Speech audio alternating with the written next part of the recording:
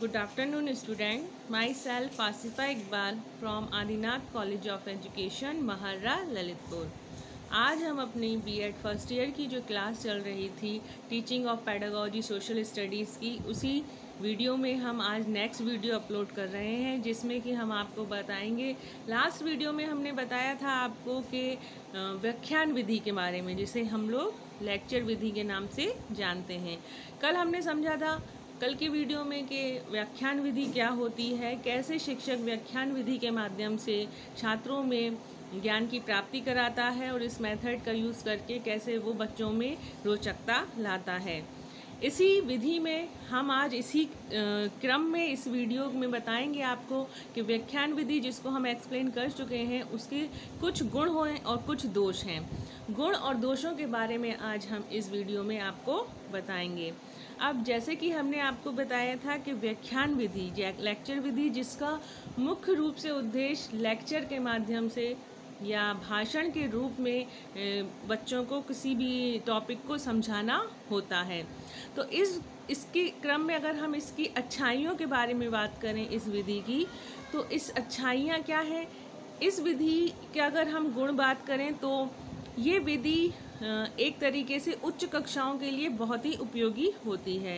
कैसे उपयोगी होती है कि उच्च कक्षाएं जो हाई क्लास होती हैं उनको डीपली नॉलेज की बहुत ज़्यादा आवश्यकता होती है, तो इससे उसे लेक्चर के माध्यम से हर टॉपिक को बहुत ही आसानी से समझाया जा सकता है और उन्हें इसके बारे में बताया जा सकता है।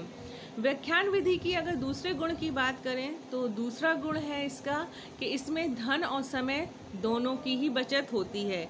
इसमें बहुत ज़्यादा कुछ ऐसा अरेंजमेंट नहीं करना पड़ता है जिसमें कि बहुत ज़्यादा धन की बर्बादी हो या धन का व्यय हो।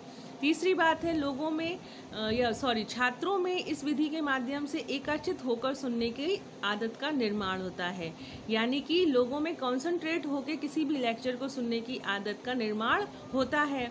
और इसकी बात करें तो हर चीज़ एक तरीके से व्याख्यान विधि के माध्यम से शिक्षक अपने सारे टॉपिक को बहुत अच्छी तरीके से एक्सप्लेन कर सकता है।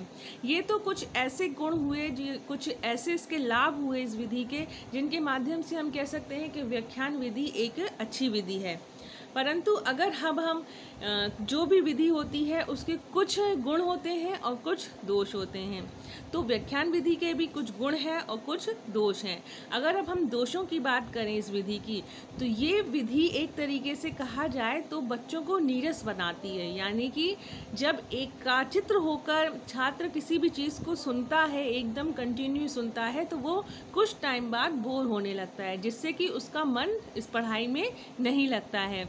दूसरी बात यह है कि इसमें छात्रों की एक्टिविटी बिल्कुल भी नहीं होती है। इसमें सिर्फ शिक्षक ही अकेले भाषण के रूप में एक टॉपिक को समझाता है, जिसमें कि छात्र उसमें एक्टिवेट नहीं हो पाते, ना ही कुछ पूछ पाते हैं। तो इस लिहाज से ये विधि ज़्यादा उपयुक्त नहीं होती है।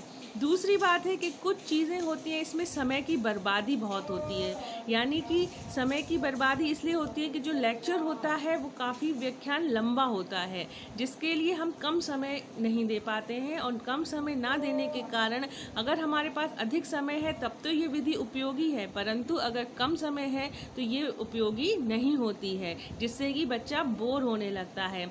और अगर हम बात करें इसके और दोषों के बारे में, तो ये जो निम्न कक्षाएं, यानी कि जो छोटी कक्षाएं हैं, उनके लिए ये विधि बिल्कुल उपयोगी नहीं है, क्योंकि छोटी कक्षाओं के लिए जो विधि उपयोग में लाई जाती है वो कहीं ना कहीं कुछ एक्ट करके या कुछ बीच बीच में एक्टिविटी करवा के बच्चों को सिखाया जाता है। परंतु इस विधि में टोटली शिक्षक सिर्फ लेक्चर देता है, जिससे कि छोटे बच्चों के लिए ये विधि उपयोगी नहीं होती है। और भी ऐसे कई गुण हैं जो कि हमें बताता है कि इसके क्या क्या हानियां होती हैं इस विधि से बच्चों को पढ़ाने के लिए। ये तो कुछ इसके दोष हुए, लेकिन अगर हम इस व्याख्यान विधि को बहुत ही अच्छी तरीके से अगर कुछ सुझाव के माध्यम से अगर पढ़ाएं तो बच्चे बहुत जल्दी सीखते हैं। अगर हम इस व्याख्यान विधि के सुझाव के बारे में बात करें तो जब भी हम अपना लेक्चर दें या व्याख्यान करें, उसको एक क्रमबद्ध रूप में करें, यानी कि सिस्टम से किसी भी चीज़ को समझाएं, टॉपिक टॉपिक वाइज टॉपिक समझाएं, हेडिंग वाइज हेडिंग समझाएं। ये नहीं कि हम एंड को पहले बता दें और जो इंट्रोडक्शन है उसको बाद में बताएं। तो ऐसे काफ़ी सारे जो पॉइंट हैं उनको ध्यान में रख के हमें लेक्चर देना चाहिए। और भी ऐसी पॉइंट हैं जैसे कि जब हम व्याख्यान करें या लेक्चर दें तो हमारी जो बोली है वो शुद्ध होना चाहिए, क्लियरिटी होना चाहिए, बच्चों को अच्छी तरीके से वो भाषा समझ में आना चाहिए। ज़्यादा अगर हम टफ भाषा का इस्तेमाल करेंगे तो हो सकता है कि छात्र समझने में उससे समस्या हो या परेशानी हो। इस तरीके से कुछ सुझाव हैं जिनके माध्यम से हम व्याख्यान विधि में अप्लाई करके उनको अच्छी तरीके से समझा सकते हैं। तो आज के वीडियो में बस इतना ही। नेक्स्ट वीडियो में हम अगला टॉपिक स्टार्ट करेंगे। धन्यवाद।